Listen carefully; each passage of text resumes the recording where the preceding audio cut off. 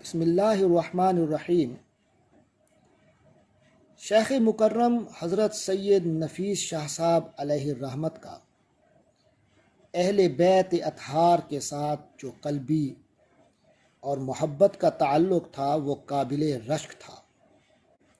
ایسا کیوں نہ ہوتا کہ جب حضور اکرم صلی اللہ علیہ وسلم سے محبت کا تقاضا ہے کہ آپ صلی اللہ علیہ وسلم کے اہل بیت اور آپ سے جو منسوب لوگ ہیں درجہ بدرجہ ان سے محبت کی جائے۔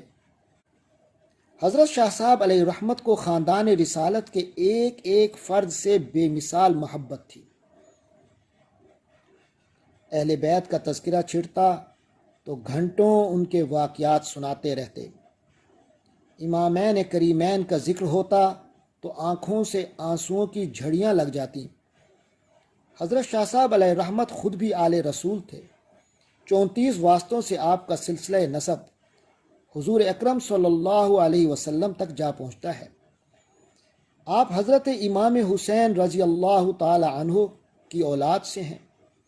ان کے صاحبزادے حضرت زین العابدین اور پھر ان کے صاحبزادے حضرت امام زید رحمۃ اللہ علیہ سے حضرت شاہ صاحب کا سلسلہ نسب چلتا ہے۔ حضرت شاہ صاحب علیہ رحمت پہلے اپنی نسبت انہی کی طرف کر کے اپنے آپ کو زیدی لکھا کرتے تھے، بعد میں آپ اپنی نسبت حضرت حسین رضی اللہ عنہ کی طرف کر کے حسینی لکھنے لگے۔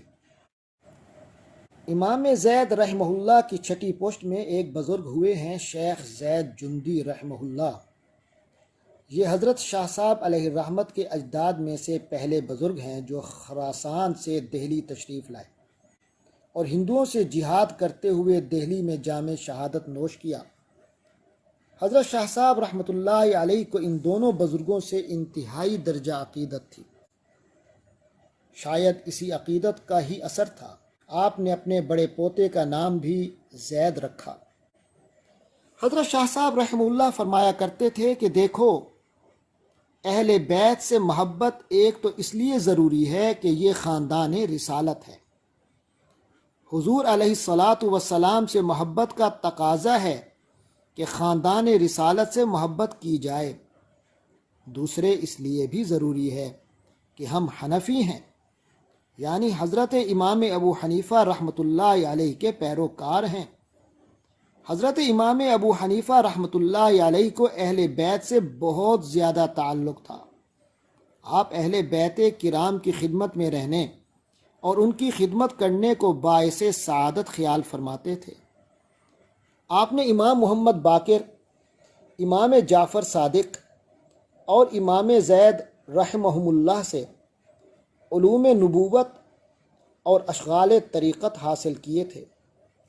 حضرت امام ابو حنیفہ رحمۃ اللہ علیہ حضرت امام جعفر صادق رحمۃ اللہ علیہ کی خدمت میں 2 سال رہے تھے۔ ان 2 سالوں کی نسبت امام صاحب فرمایا کرتے تھے، لولا السنتان لہلک النعمان، یعنی اگر نعمان کو یہ 2 سال نصیب نہ ہوتے تو وہ ہلاک ہو جاتا۔ حضرت امام ابو حنیفہ رحمہ اللہ نے اہل بیت کی جانب سے اٹھنے والی ہر تحریک کا ساتھ دیا تھا۔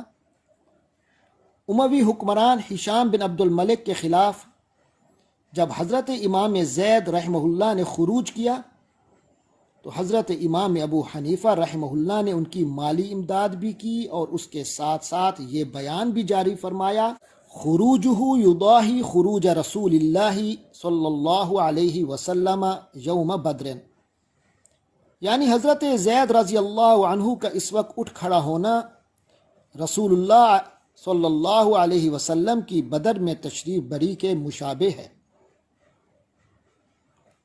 حضرت شاہ صاحب رحمۃ اللہ علیہ فرماتے تھے کہ عام طور پر لوگ یہ خیال کرتے ہیں کہ حضرت امام ابو حنیفہ رحمۃ اللہ علیہ کو قید خانے میں جو شہید کیا گیا اس کی وجہ عہدہ قضا کا انکار ہے کہ آپ نے قاضی بننے سے انکار کیا تھا، اس لیے آپ کو شہید کر دیا گیا۔ حقیقت یہ ہے کہ امام صاحب علیہ الرحمت کو محض اس لیے شہید نہیں کیا گیا کہ آپ نے عہدہ قضا قبول کرنے سے انکار کر دیا تھا، کیونکہ اول تو یہ کوئی ایسا جرم نہیں ہے جس کی سزا موت ہو، دوسرے یہ بھی تو دیکھا جائے کہ عہدہ قضا سے انکار صرف امام صاحب ہی نے نہیں کیا، اور بہت سے ایسے بزرگ ہیں جنہوں نے اس عہدہ قضا سے انکار کیا تھا، انہیں تو کچھ بھی نہیں کہا گیا۔ امام ابو حنیفہ علیہ رحمت کا کیا ایسا قصور تھا کہ ان کے انکار کرنے پر انہیں اتنی کڑی سزا دی گئی؟ بلکہ اس کی اصل وجہ یہی نظر آتی ہے کہ آپ اہل بیت کی تحریکوں کا ساتھ دے رہے تھے، جس سے حکمران اپنے لیے خطرات محسوس کرتے تھے۔ امام صاحب کا یہی جرم تھا۔ اسی جرم کی پاداش میں آپ کو امام ابراہیم کی شہادت کے بعد کوفہ سے لا کر بغداد کے زندان خانے میں قید کیا گیا۔ اس حوالے سے ہم عرض کرتے چلیں کہ امام ابراہیم یہ حضرت حسن رضی اللہ عنہ کے پرپوتے اور حضرت عبداللہ المحض رحمۃ اللہ علیہ کے صاحبزادے اور حضرت محمد ذو النفس زکیہ کے بھائی تھے۔ تو امام ابراہیم کی شہادت کے بعد کوفہ سے لا کر بغداد کے زندان خانے میں قید کیا گیا اور زبردستی زہر دے کر آپ کو شہید کر دیا گیا، اور اسی جیل خانے سے آپ کا جنازہ نکلا، جس جیل خانے سے حضرت حسن رضی اللہ عنہ کے پوتے حضرت عبداللہ رحمہ اللہ کا جنازہ اٹھا تھا۔ اس سے مراد حضرت عبداللہ المحض ہیں۔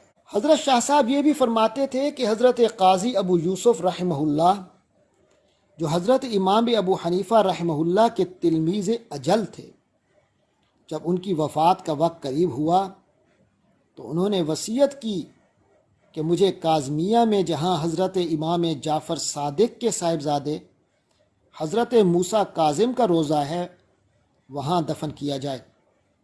شاہ صاحب فرماتے تھے، غور کرنے کی بات ہے کہ قاضی ابو یوسف نے اعظمیہ کو چھوڑ کر، جہاں ان کے استاد حضرت امام اعظم ابو حنیفہ رحمہ اللہ مدفون تھے، کاظمیہ کو تدفین کے لیے کیوں منتخب کیا؟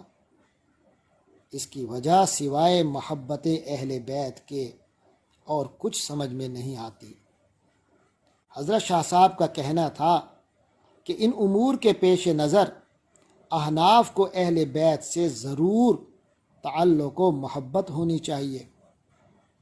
حضرت شاہ صاحب رحمہ اللہ نے مختلف مجالس میں یہ بات بھی ارشاد فرمائی کہ حضرت مجدد صاحب رحمہ اللہ نے تحریر فرمایا ہے کہ ان کے والد اکثر یہ کہا کرتے تھے کہ حسن خاتمہ میں اہل بیت کی محبت کا بڑا دخل ہے، حسن خاتمہ میں اہل بیت کی محبت کا بڑا دخل ہے۔ حضرت مجدد صاحب رحمہ اللہ لکھتے ہیں کہ جب میرے والد کی وفات کا وقت قریب ہوا تو میں نے والد صاحب سے عرض کیا، ابا جان، آپ فرمایا کرتے تھے کہ حسن خاتمہ میں اہل بیت کی محبت کا بڑا دخل ہے، تو کیا آپ اب اس کو محسوس کر رہے ہیں؟ اس پر والد صاحب نے سر ہلا کر اس بات میں جواب دیا کہ ہاں۔ حضرت شاہ صاحب علیہ رحمت نے ایک مرتبہ فرمایا، بڑے جوش کے عالم میں، نہ معلوم لوگ اہل بیت سے اس قدر کیوں دور ہیں، آخر یہ اہل بیت سے بچ کر کہاں جائیں گے؟ قرب قیامت میں تو پھر اہل بیت کا دور ہوگا۔ اہل بیت کی عظمت کا اندازہ اس سے کرنا چاہیے کہ اللہ تعالی حضرت عیسیٰ علیہ السلام جیسے جلیل القدر پیغمبر سے بھی ایک نماز امام مہدی کی اقتداء میں پڑھوائیں گے۔ حضرت شاہ صاحب علیہ رحمت اہل بیت کی محبت کے گن گاتے اور ان کی عظمت کے ترانے سناتے رہے۔ آپ نے اہل بیت پر اچھالی جانے والی گرد کو صاف کیا، ان کے مناقب بیان کیے، لوگوں کو ان کے مرتبہ و مقام سے آگاہ کیا، ان کے علوم کی اشاعت کی۔ نتیجتاً اللہ تعالیٰ نے آپ کو حسن خاتمہ سے نوازا، اور آپ کے جنازے کے موقع پر اللہ تعالیٰ نے دنیا کو دکھا دیا کہ اہل بیت کے محبین کا اللہ کے یہاں یہ مرتبہ و مقام ہوا کرتا ہے۔ کسی نے سچ کہا ہے، این سعادت بزور بازو نیست، تا نہ بخشد خدائے بخشندہ۔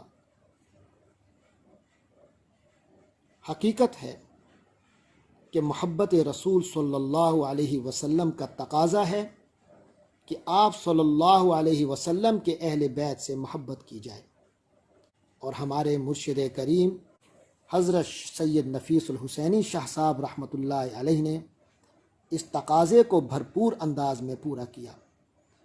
اللہ تعالی ہمیں بھی محبت رسول صلی اللہ علیہ وسلم اور اس کے تقاضوں کو پورا کرنے کی توفیق عطا فرمائے۔ وآخر دعوانا ان الحمد للہ رب العالمین۔